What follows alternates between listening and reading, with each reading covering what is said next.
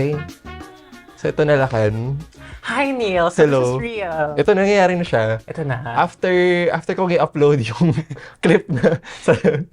what government? July pa yun. Yes. Wild. And we're happy to announce that we are expecting Mm. a regular podcast! Period. So, ito na. May pangalan na ang show. Tapos may set design na kami. Kahit papano. Hindi umabot yung logo natin. Just Pero- like imagine the CGI. Oo, kunwari nandito yung nandito yung logo. Marvel siya, ganun. Naka-CGI lahat. Pero ang official title ng show natin, na nabasa niyo naman na siguro, no, ay 1, 2, 3, Talk BAKS! Because we'll be talking about the critical theorist Bakhtin and his carnivalesque. No. No, kasi, Nawala ang 50% ng audience after nun. because we're both backs and we like to talk. Yeah. Yappers. Alam mo actually, Lakan, naisip yung title na Talkbacks nung nag-host ka. Nung naalala mo nung nagpa-film showing yung Alter Media. Tapos ikaw yung, thank you for doing that by the way. Of course. So yung show, tapos naisip ni Avon, yung national coordinator namin, what if chinat niyo ako, B? Alam ko na title ng Talkbacks. Kasi nasa Talkback session kayo nun. So, dahil sa'yo to eh. Oh, thank Yung you, title. Neil. Thank you, Neil. We were thinking of other titles before Talkback. So there are other titles. Well, because Kalimutan ko na. The Twink and the Trans was unfortunately copyrighted, so we couldn't take that. Tama. At masyado siya. Yes, Masyadong that's true. obvious. Masyadong obvious, that's true. At saka hindi naman ako habang buhay twink, di ba? Baka What? maging the trans and the trap. Oh! Here's hoping. Here's hoping. Ooh. Anyway, Lakan. So I think nararapat lang na magpakilala muna tayo sa ating audience. Not that you need any introduction. I do need a lot of introductions, I think, because I do like taking a new personality every month. Yeah. Yeah. Sometimes, And yeah. I think there's a pill for that. May gamot ba para It's called dyan? substance. It's called a substance. Pero siya, fluid option, liquid option. Liquid option, yeah. Pero please introduce yourself, Lakan. This is your close-up, by the way, if you want to talk to the you. children. Hello, children. I'm Lakan. I am the English teacher you all come out to. Charot, no, but I am a teacher. I love teaching literature and creative writing. I'm also a writer, and I love books. I love literature. I love reading. I love the color green, and I love 6'1" twinks named Neil. 5'11" po ako. And you also won the I also won the Miss Caloocan 2003. Miss Gay Lotto, gano'n. Miss Caloocan Gay Lotto. Ito. I won the Palanca Award Nanalo for siya the novel. Yes. Unfortunately, I am literate. And I do like to write. It is both a blessing and a curse because it does. Show them your does purse. show my purse. Yeah, thank you, Palancas, for the very generous award money. Oh my And God. Thank Open you your purse. to the All-UP Academic Employees Union for continuously fighting for CNA and year-end benefits. Which Oh. also, help my purse. Unionize. Unionize. Ganon, di ba? So, wait lang. Before we get to me, Yes. kumusta yung what's life after the Palanca? Like, kumusta ang buhay? Well, to be fair, I know that I know much of our audience are, gays, and gays do love to read. And people love to read in general, but I do think that, kailangan ng mas support for writers, to actually get their books out there. And I was able to get a Palanca, I think, because I had a very supportive work environment and a very supportive family and a little bit of mental illness. And a lot of us do have that mental illness, but not a lot of us have a supportive workplace and family. So we don't really get the time to write. So sana mas maraming support for writers, no? Yung mga Palanca winner, hindi lang yung mga gumagawa ng kung ano-anong kwento sa Twitter. Well, I believe that all of us have a good story to tell and we need the resources to tell it properly. tama. Kung may tamang support nga naman sa writers, baka wala na masyadong dilulo sa Twitter. At wala na masyadong, wala na doon yung yung mga sulatin, Yes, Philippine literature na nasa Twitter. That's true. All the delusional stories of romance and and fights in the car. You know, that's always been my fantasy. Fights in the car? I've always been it's always been my fantasy that like I have a boyfriend who drives and we get to fight in the car and I'm like, stop the car! But it hasn't happened yet. Ano yan napaka Gerald Anderson, Kim Chiu yan mga Excel, ganun Do you know my other fantasy? Ano? Like, oh my god. Like, someone tries to catcall me in the street and someone tries to pick a fight with me. My boyfriend will be like, upakan kita. And I'm like, no, babe, it's not worth it. No, stop. Ulitin mo yung upakan kita. Upakan kita. Oh, hot!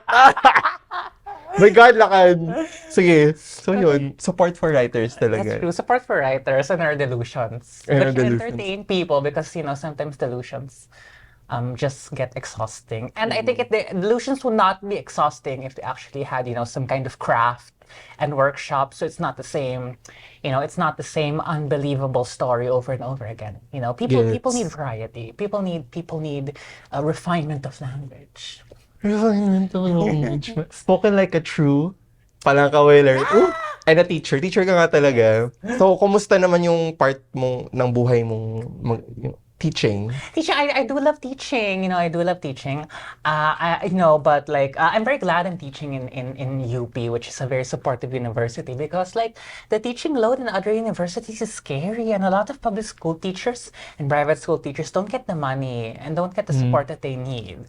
Diba? Parang, you wouldn't expect yung mga sundalo kung ano-ano binibigyan, mga guns, mga kung anong weapons. May tangke, fighter jets. Fighter jets. Tapos parang yung mga teacher na expect na sila yung bumili ng sariling chalk, laptop, yung mga ginagamit para True, sa art materials, di ba? Oo. Grabe, no? Grabe, no? So, ano na? Dapat i-rating talaga. Fund the schools. Fund the schools. Tapos diba yung inatupag ni Mick Sara Duterte? Speak! Ay, diba, yung mandatory ROTC, yung parang toothbrush drills sa God. classroom, na parang, girl, yan ba talaga priorities mo? Napasa na ba yun? Mandatory ROTC? Hindi pa, thankfully. Pero it's still under deliberation. So we should all, you know, unite against ROTC. You know, hindi na duwag tayo, kasi hindi po duwag yung bakla, pero hindi tayo utak pulbura. Tama. At maraming, yung weird doon, na tayo dito. Papasok na tayo sa mga punto na on-brand para sa Alter Media. Kahit podcast ito. Ang weird nung argument na for nationalism, to instill nationalism sa mga Filipino youth, ang mandatory ROTC. Pero, boy ka na ba nung early 2000, malamang. Yeah, early 2000. Anong grade ka nun? I was Elementary? mga elementary. And even when I was in elementary, you know, when you're like a little gay child, you can kind of sense that very macho, militaristic culture. And it scares you kasi parang either you have to pretend to be like that at sasaktan ng iba, or parang ikaw yung sasaktan, biktima. Oh my God. Trauma. Diba? We can save that for a different episode. But sis, tingnan mo yung Thailand, na parang sobrang nagde-develop yung Thailand kasi in-embrace talaga nila yung kabakalaan nila. True. And going back to my point, early 2000s may mandatory ROTC nun, diba? Kaya namatay si Mark Wilson Chua from UST. Kaya nagkaroon din, Ginawang voluntary. Yeah, ginawang optional at nabuo yung NSTP. Nung NSTP days mo sa college, God, anong kinuha mo? We organized this like... CWTS? Yes, CWTS. We organized this nice political literacy workshop sa isang high school. It was nice. It was really nice. Okay. Nung CWTS namin, military man yung Oh no. Ano ba? Nangyari?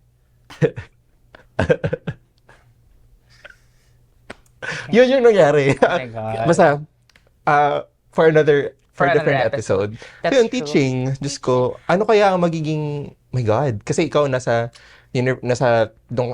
classroom setup ka, no? Can you imagine na parang mabalik yung sobrang macho, sobrang... Yeah. Kasi aminin na natin yung culture at tradition sa military, ng military talagang it's not for the students, it's not for the youth. Ay, Yun, hindi naman. sa schools, hindi wala Pwede dapat sa ma-force schools. yung mga estudyante maging militar, Diyos ko. Pag tingnan yung statistics, for example, yung majority ng mga tao kumuha ng CWATs ever since kumuha ng voluntary yung ROTC. So, yung sinasabi ni Bato de la Rosa na parang in demand yung ROTC, hindi. Kasi statistically, mas prefer yung tao ng mga CWATs. So, dapat may ganung karapatan to do what they want. At saka may third option sa NSDP, di ba? Yung, yung Literary training. yes. Yun sa, well, hindi available sa amin yun eh. Bakit? Sa UP Tacloban noon. Hindi ko alam. Dapat, di ba? Mas maganda sana yun. Wala nang ibang resources yung mga colleges for LTS, tapos bilang ipupush yung ROTC. Bakit nandun pupunta yung pera? Girl. Ba't hindi sa... Did you see that video of that?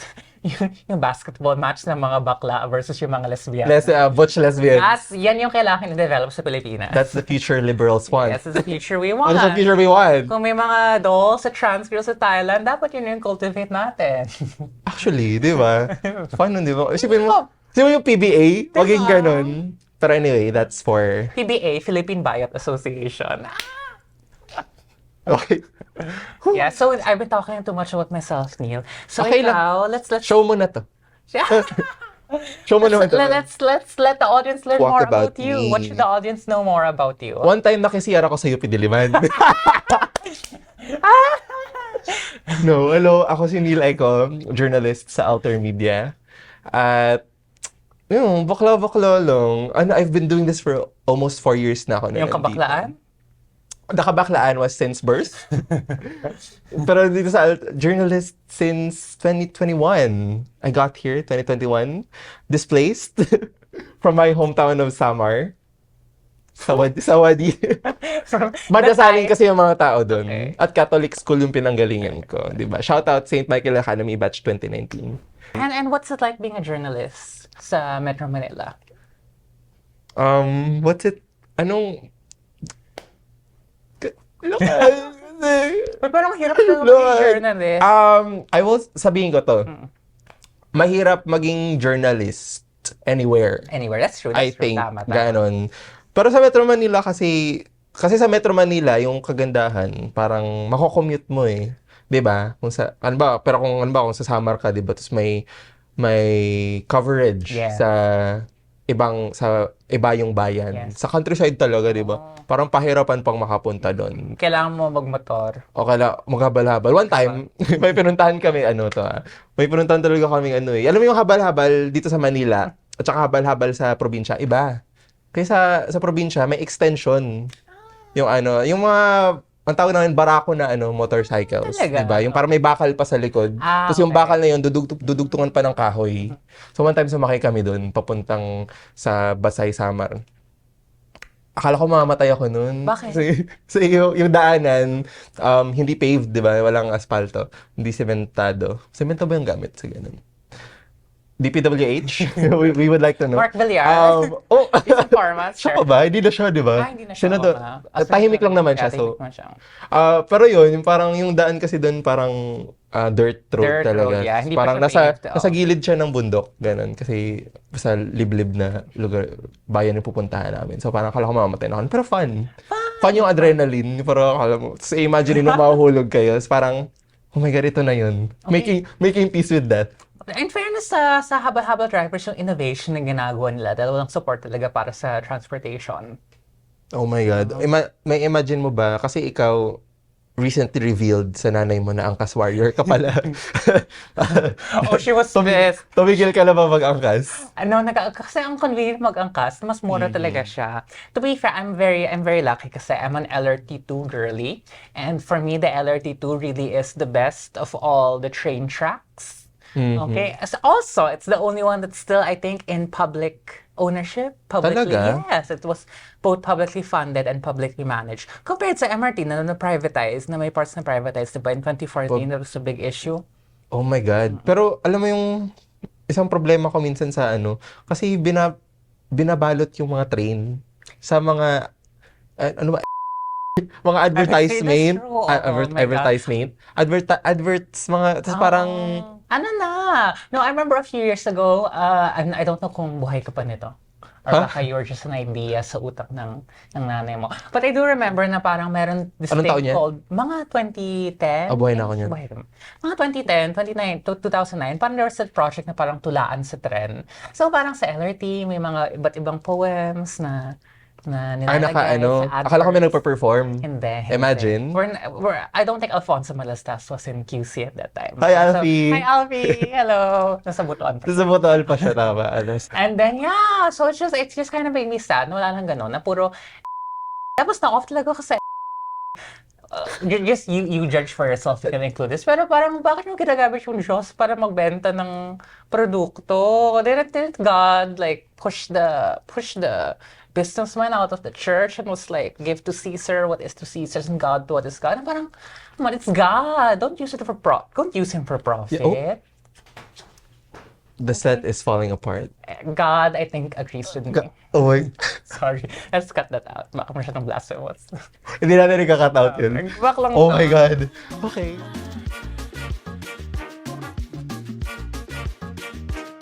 What would have been your like career if you weren't a journalist? Would you have been a singer? Oh. Actually, gusto ko mag-theater talaga noon. Oh, talaga? Like, nag-apply ako. First choice ko sa UPSAT, di ba? Oh, talaga? Sa application, so first choice campus, Diliman. Kasi Diliman na siya. Diliman. Ganon. Diliman, uy! Tapos, yung first choice ko talaga, una, theater arts. Tapos, syempre, chinik ako sa nanay ko. Shout out to my mom abroad. Sabi, wag dyan, walang pera dyan. Sure ka ba dyan, theater arts? Sabi ko, sige, file. So, parang, I think pinili ko something Jorn yata, or basta sa Mascom.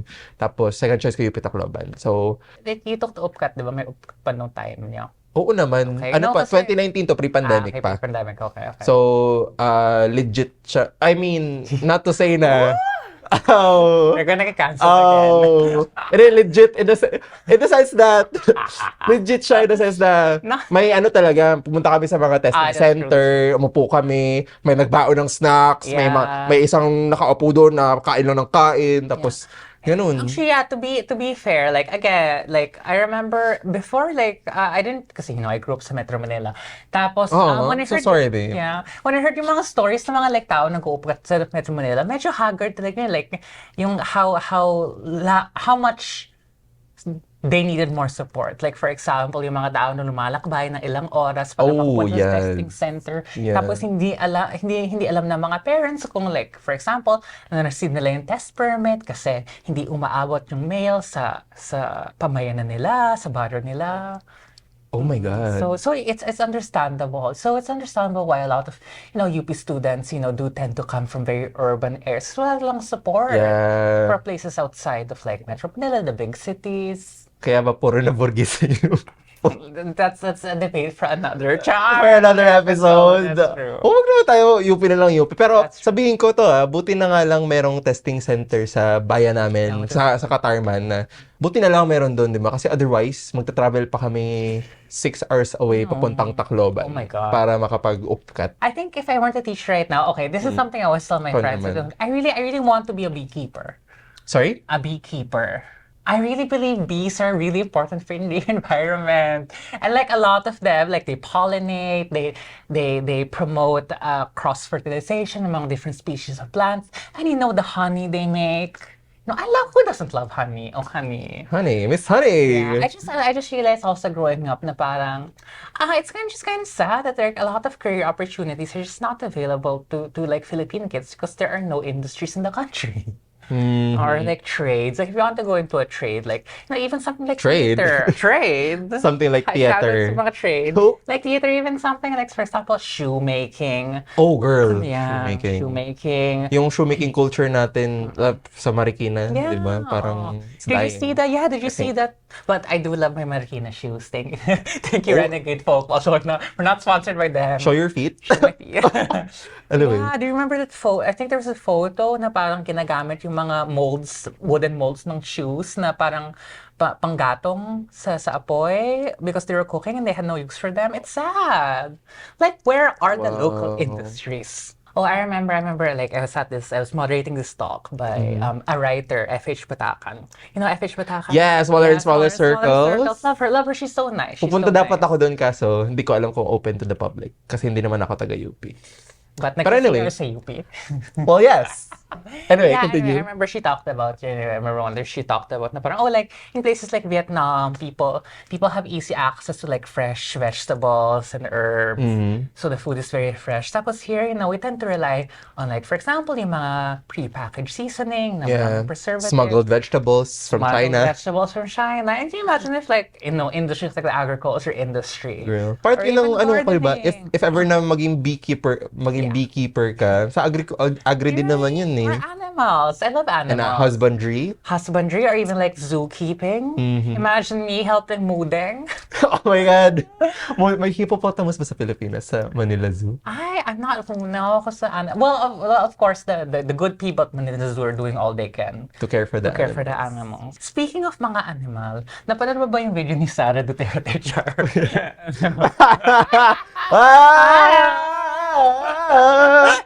Well, which one? There have been a lot. Sabi nga, iko-melon na ng bayan. Did you see that video of her supporter who was saying Birthday ko, sana naman idol. Gusto mo kumanta ako? Gusto ka ng bumenta. It's gonna be used in the next episode. Girl, that was kind of, imagine?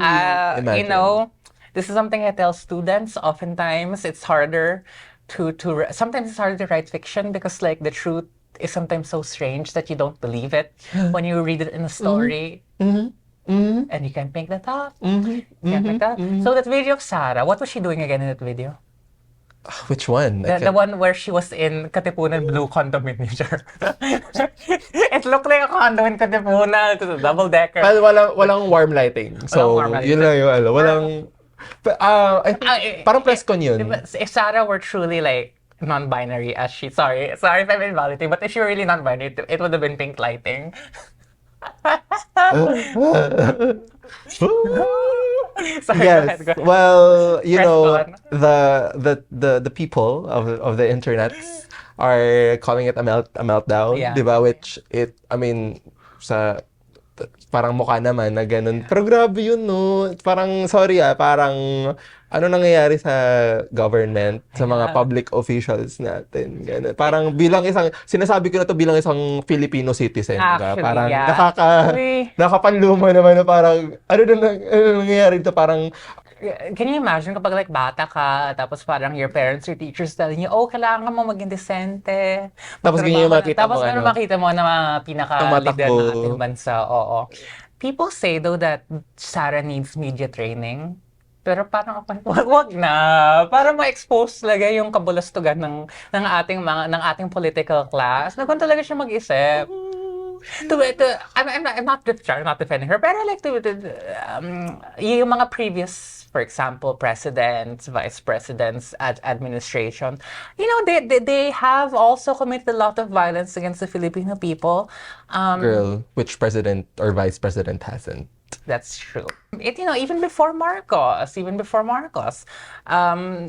have all facilitated, for example, in dispossession ng mga lupa ng magsasaka, yung pagpapalas sa mga IP, yung mga moro. Mga, ano tawag doon?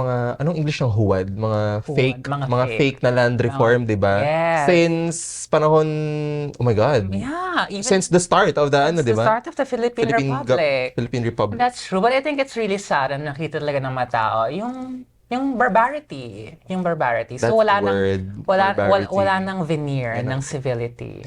Yeah, I do think also veneers. Ngipin sa ngipin, veneer sa veneer. Sabi nga ni J. Quinn, di ba? What do you think? Sorry.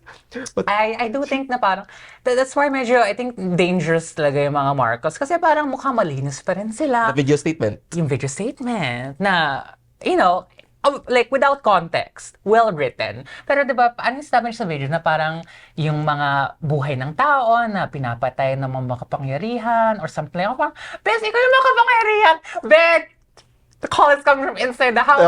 Mom. Yeah, coming from you. Coming from you. Oo, 'di ba? Parang sobrang baho, sobrang dumi ng isa, pero sobrang bango ng isa. Napapabango. At mina-maximize. Actually, political tactic, di ba? Political tactic din naman yun ostracizing, singling out one faction or one group. Scapegoat. A scapegoat, na sila ganun. So parang... Like si Sarah, scapegoat si Bongbong. so parang nakakalimutan na ba natin yung atrocities din ng kabilang...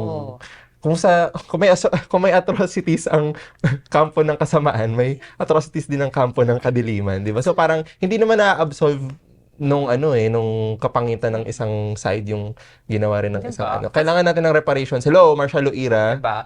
Sila nga nakaisa, sa isa't isa. True. What happened to the unit team? What happened to the unit team? What happened to the... ikaw si Sarah, ako si Bongbong. Bakit ako yung butch? Well, kasi non-binary ako. Ako si Mother S. Since Mother S? Sarah. Catch up tayo. So ako si... Wala na tatat.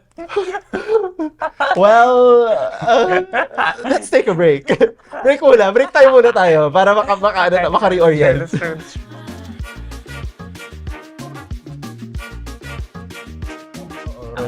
And something I find very interesting though, like why is there not that much like effective political satire sa Philippines? Like people claim na parang, oh my God, people will just assume it's real. But people assume everything's real anyway. So I do think there's a kind of like gap. Gets. Yung parang political satire sa Pilipinas ay nakita ko sa Going Bulilit.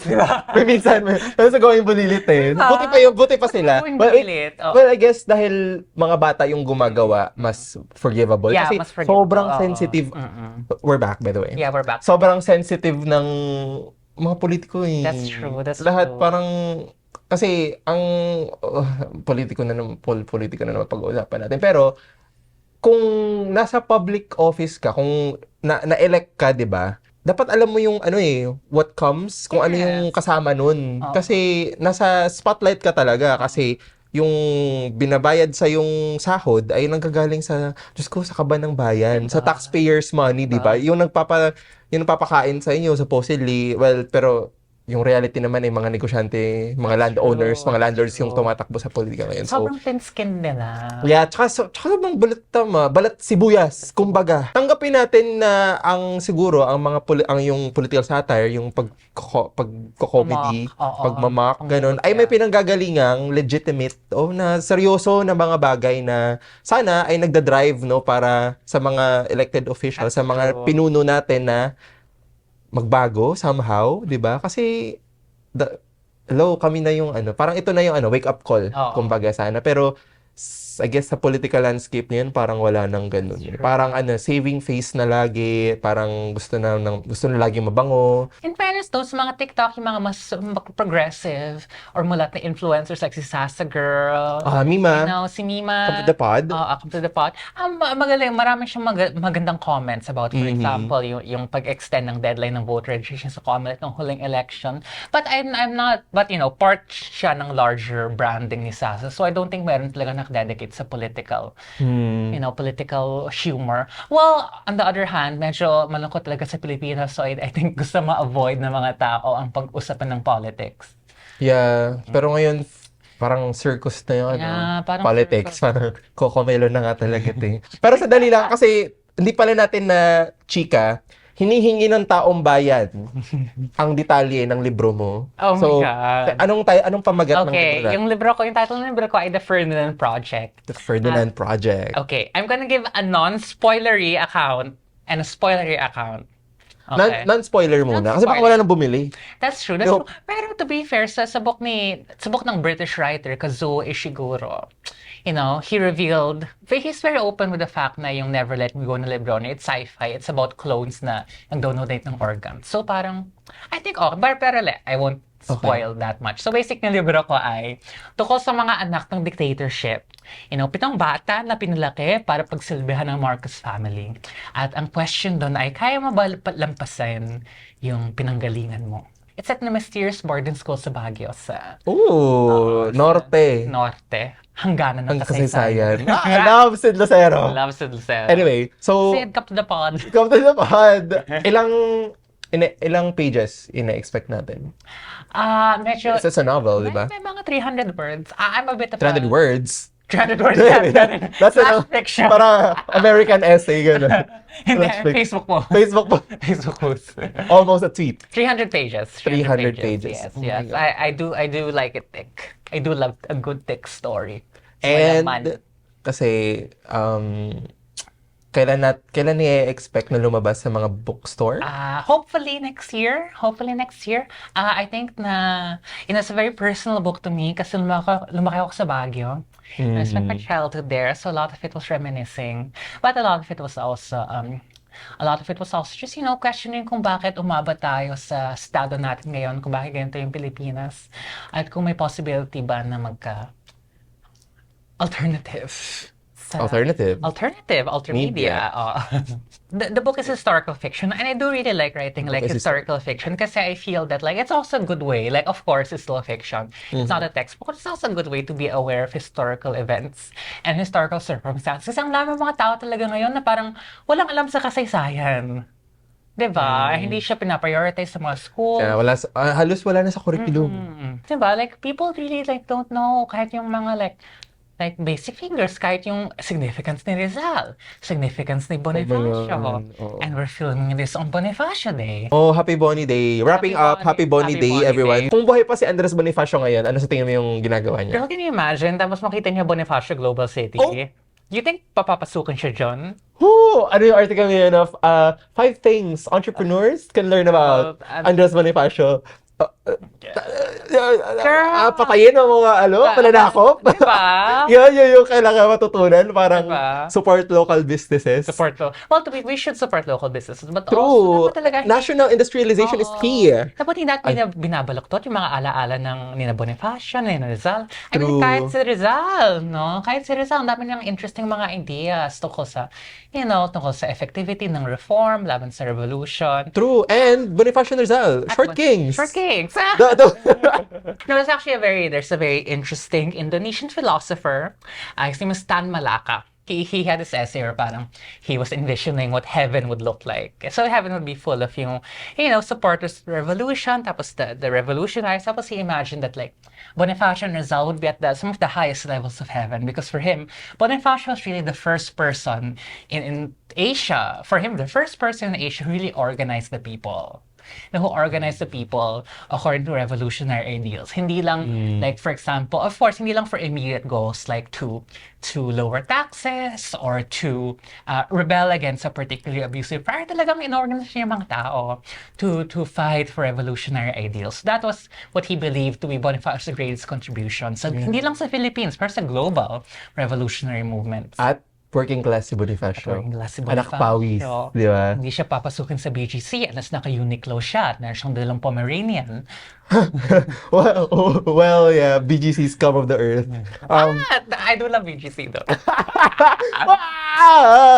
I don't know if I'm gonna get cancelled for saying this, but I do think na, no, of course, it's really nice to imagine having a nice corporate job and like being able to like go to a place like Tokyo or Bali every 3 or 4 months. But I do think sometimes na parang, and we imagine something that's greater not just for ourselves but for other people then. Yeah. Which is understandable na people really can't do that right now kasi, sobrang pessimistic, sobrang lala ng crisis nito.